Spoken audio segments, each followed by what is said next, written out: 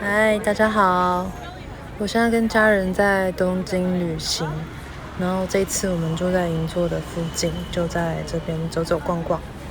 然后刚才我们家妹妹说想要买画画纸跟蜡笔，所以我们就要往伊东屋前进，就没想到她竟然睡着了。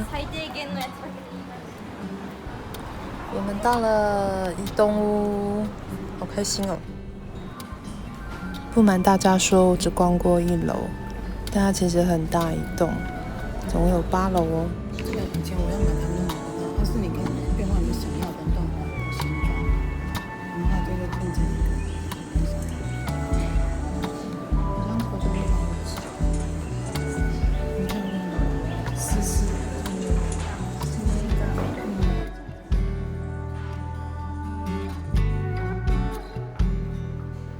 我看到这个欧根纱跟刺绣的袋子，超喜欢的。我觉得它很有创意，每一个袋子都有自己的主题。这个是Kobayashi Mokoさん的那个钩针刺绣作品。我现在来到画笔跟纸的楼层，大家看看这一整面的墙，都是纸耶，好可爱。这里有很多高级的水彩品牌。我发现这边有一颗毛线球的印章，乍看以为是苹果，其实是一颗毛线球。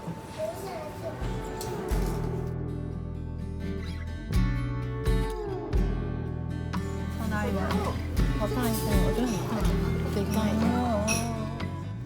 我们现在来到 Ginza Six 百货公司，因为我想要逛这个 Fragia 的香水店。那目前在亚洲只有日本有像这样子的专卖店，然后他们的香水非常非常多种，我都已经逛过3次，买了3瓶了，我还是没有办法把全部都试完。这瓶是日本限定的一个昙花的。我逛完了香水店，不过这次都没有买，就没有特别喜欢的。不过真的像日本汇率真的有够好，在这边买都比我在欧洲看到的时候还要便宜。现在跟我妈在楼上的鸟屋书店逛逛，今天差不多就逛到这边，等一下就回去休息了。明天呢，要带小朋友去我们很喜欢的利川的 Play Park。那它是最高的，不是最高，但是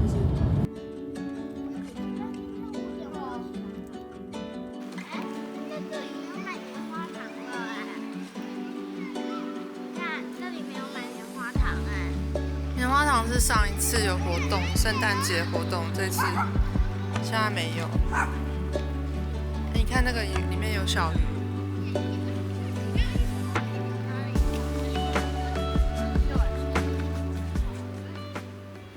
这个 Play Museum 离东京车站大概要1个小时。那我觉得它这边规划的很好，除了有看展览的地方，还有给小朋友玩的室内游乐场。然后像现在这个是他们的空中花园，都有很多小动物，然后旁边就种了好多很漂亮的绣球花。那它这边也很适合带小朋友，然后跟宠物，就是可以尽情的玩啊、跑啊这样子。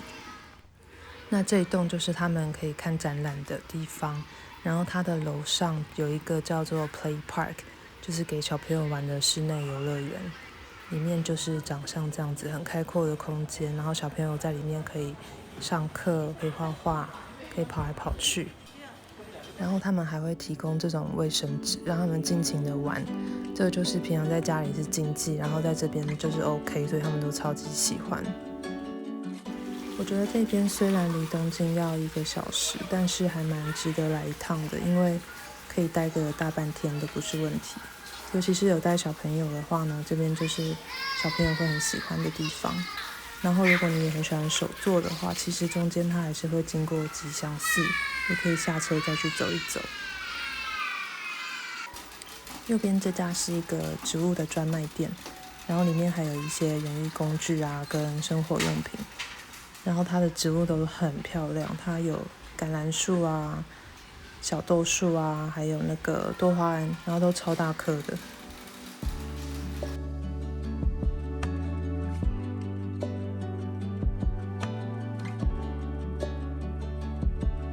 这间呢，一直到去年都还是一间纸的专卖店，然后有卖一些很特别的文具跟画本啊等等的，现在已经搬走了。这是石部太郎的画展，它这个展很可爱，里面都是他的漫画，一格一格的。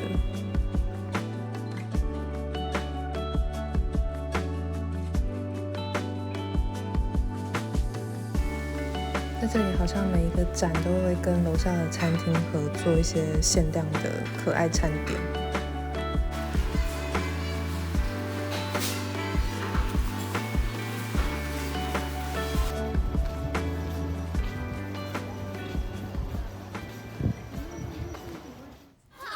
我们刚刚都没看懂 menu 就乱点，然后就不小心点成这个生的牛肉饭，但这也蛮好吃的。我们现在离开利川，然后我跟我妈要去涩谷逛毛线店。我其实没有很喜欢去涩谷，因为我觉得那边人好多，然后也有点杂，但是不知道为什么就是很不错的毛线店都开在那个附近。今天要去的第一家是我之前没有去过的店，就在这边，它叫做 Amimono Spain。它的店门好可爱哦，而且它的店很大间，我非常的羡慕。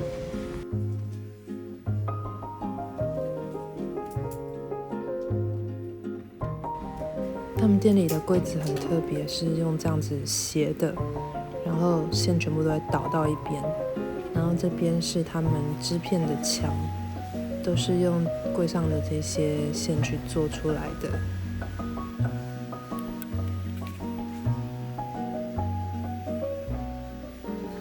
刚刚跟老板娘聊了一下，他们这边的线大部分都是日本制造，然后主要是本来是成衣的线，然后他把它收集起来，然后再重新混纺之后变成可以拿来织衣服的毛线，所以它这边花线蛮多的。这一盘我也觉得很可爱，它是很多颜色的棉线，粗粗细细的。这个是他们自己设计的，是杨妹妹吗？然后旁边还有这个毛线的包装，好可爱哟。然后这边有一些也是材料包。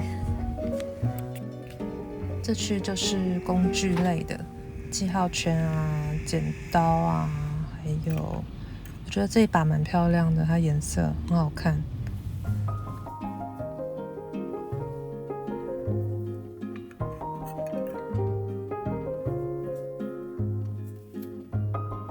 除了线材以外，它旁边还有一个蛮大的上课的空间，看起来很舒服。今天要逛的第二家就是这里了 ，Walnut。我想这家店对很多知友来说都不陌生了，它几乎已经是东京跟京都毛线店的一定要拜访的店之一。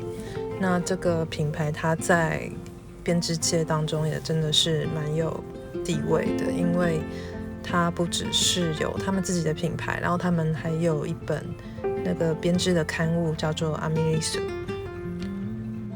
那除了他们自己的品牌以外，他们也有帮其他的毛线品牌做一些形象方面的顾问，然后也常常跟欧美各大品牌合作织图啊，或者材料包等等的。那在店里面，除了有他们自己品牌的手染线以外，还有一些欧美的大品牌的毛线跟工具。另外，欧美有那几本比较有名的杂志，这边也都有。然后现在看到的就是他们上课的区。上次我来的时候，刚好有人在上课，就人超级多。这个是旭方林香老师的熊熊吧？因为之前他来台湾就是布博的时候有办工作坊，我也有参加，所以我也有那只熊熊。然后他现在跟 Walnut 有合作开课，这些都是他的作品。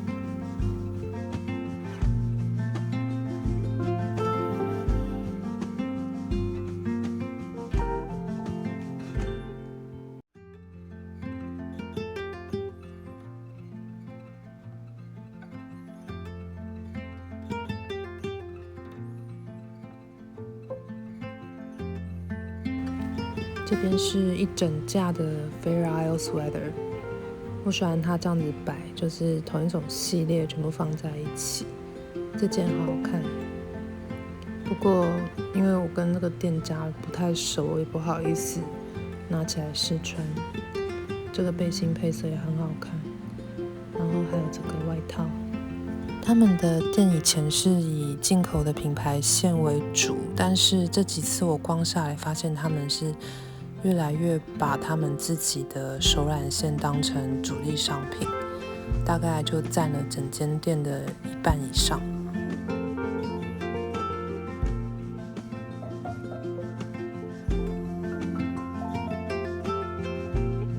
这个是彩色的记号圈，然后后面还有这个一袋的是缝纫常常用到的那种小夹子。我还有发现这个超级迷你剪刀，很小一个，但听说蛮好剪的。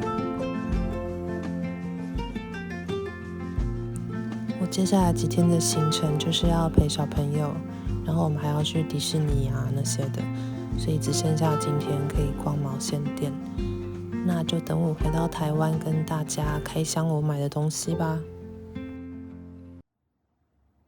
Hello， 我现在已经回到台湾了，又来到了我最喜欢的开箱时间。我行李都还没有整理好，就先把所有我买的东西都拿出来放。那我就先从最右边的东西开始介绍好了。这个就是我第一天在伊托亚伊东屋看到的那个欧根纱的刺绣袋子，然后我觉得它质感很好，而且主要是因为它上面有这个针线刺绣工具的这个图案，我很喜欢，就是手作人的图案。然后它的价钱很不便宜，但是我不知道，我就失心疯买了2个。然后第二个是这个蓝色的袋子，它的功能应该是要拿来装花，但是我应该也是会拿来装毛线吧。它后面还有做一个像盆栽一样的外带，不知道为什么其他袋子都是白色底色，只有这个袋子是这个蓝绿色。我就想说，哇，它好特别，一定要把它买下来。反正就是给自己各种理由买东西就对了。然后因为那个时候我有在 IG 分享这个袋子，所以就顺便帮朋友们代购了一些。像这款是朋友的小菊花，还是蒲公英啊？然后这个是红酒啊，还有 cheese 等等的，就不打开了。然后另外在伊东屋呢，也有买到想要很久的水彩。先是这本画本，这本画本是 Waterford 的300克的纯棉的水彩纸。因为我最近有点迷水彩，所以想要买好一点的纸跟水彩，所以呢，我也上网做了一些功课，就选了这个纸。再来就是这个 Daniel Smith 的水彩，这个是他跟画家合作的一个系列之一，里面的颜色都是我很想要的。然后在日本这个伊东屋，它货好齐全。台湾的美术社好像大部分都缺货了。然后这边是里面有的颜色，因为我喜欢画花花草草类，就是都会是用得到颜色。那价钱当然是很不好看，但是还是比台湾便宜，因为再加上汇率跟退税的关系，想说如果有喜欢画画的朋友，这个时候在日本买这些画具好像也是蛮划算的。接下来是2本史布太郎亚贝塔罗桑的书，然后这一本是他跟他爸爸的故事。他爸爸感觉是一个很有幽默的人，然后他好像也是一个绘本艺术家。然后另外一本呢是他自己的一些出社会之后的小故事，也都是漫画的形式。这一次看展在买门票的时候呢，他有送我们这个小礼物，是史布太郎先生他最新的作品，然后是一个睡午觉的小公主的故事。然后接下来就是这一块，应该说是桌巾吗？还是沙发布？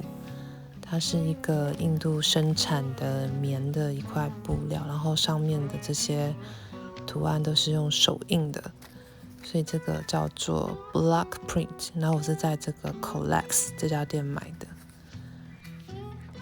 那这个 Block Print 它就是有点像用盖印章的方式，把那个染料这样一层一层的堆叠上去，做成他们想要的图案。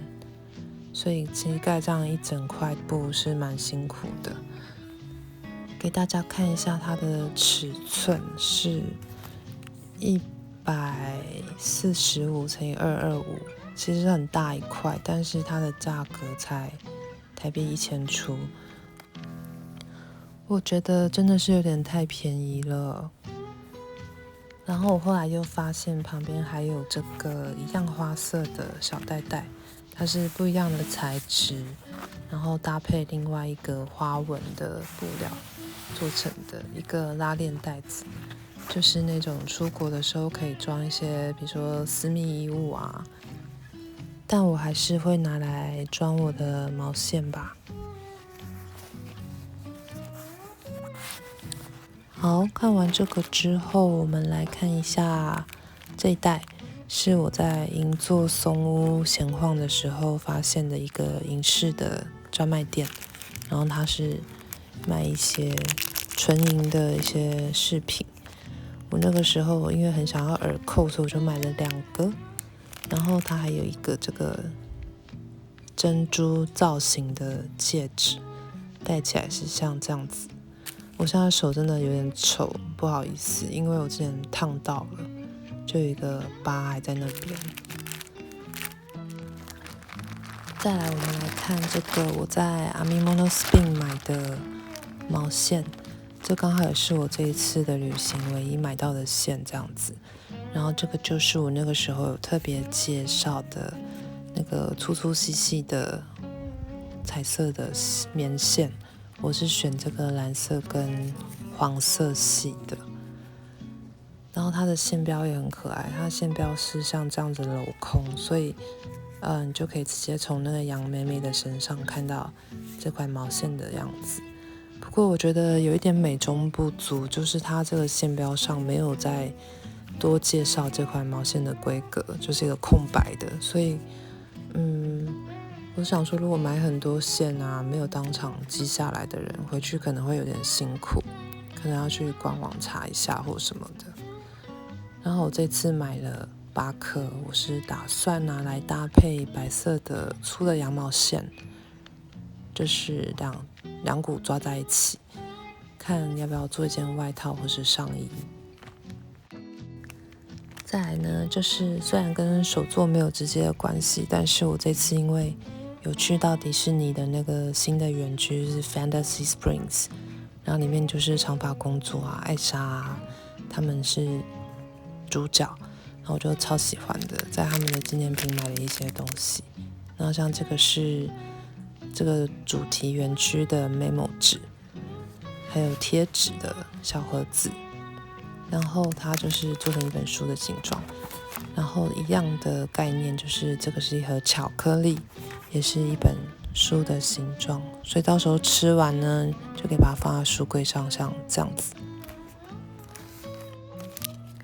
我还有买这个冰雪奇缘主题的雪球饼干，就是圆圆的，然后上面有撒糖粉那一种，盒子超级可爱的。然后再来这个就是他们迪士尼园区里面的那个列车的车票，然后我觉得他们真的很会，因为他会故意出好多种图案，让你想要每一款都收集到，所以你可能本来只需要买1张3日票，你到最后就会变成每一天都买1张1日票，因为都想收集。然后这个就是我这次最喜欢的迪士尼的战利品，是一只大学熊。这样讲出来会被大学熊粉丝笑，不过我直到当天才知道这个东西的存在。那大学熊好像是卡通里面米奇跟米妮他们去上学，然后学怎么做熊熊，然后就是延伸出来的这个小角色。然后他每一年都会出那个新的主题，比如说今年最新的就是熊熊 cosplay 成狮子王的角色，还有小美人鱼里面的角色。然后像我这一只呢，它是小鹿斑比，你们可以看一下它后面有一个斑点，然后它尾巴是鹿的尾巴，我觉得好可爱，好好笑。然后我就另外再帮它买了这个米妮的斗篷搭配。然后大学熊还有一个重点，就是他们脚底都有一个专属的徽章，所以这个好像也是一个收集的重点之一。不过我没有要收集啦，我就是有一只觉得很可爱就好了。那我的日本买东西开箱就先到这边。其实我还有买很多衣服啊跟美妆，但就不在这边介绍了。然后我会在片尾放一些这次有带小朋友们去的，我觉得还不错的地方，有小朋友的朋友可以参考参考。